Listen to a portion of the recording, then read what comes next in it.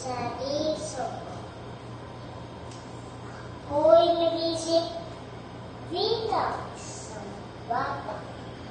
Bakit tuwing umaga ako'y nagahanda?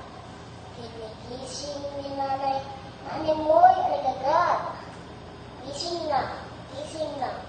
Ang weekend na.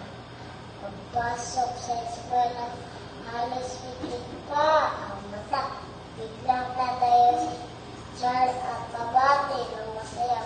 At kami ay sasayaw at kami ay kakanta.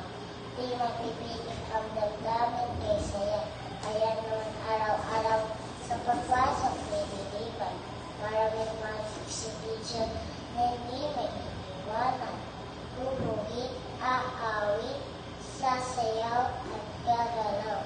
Yan ang Micah sa aming paaralan. Yay!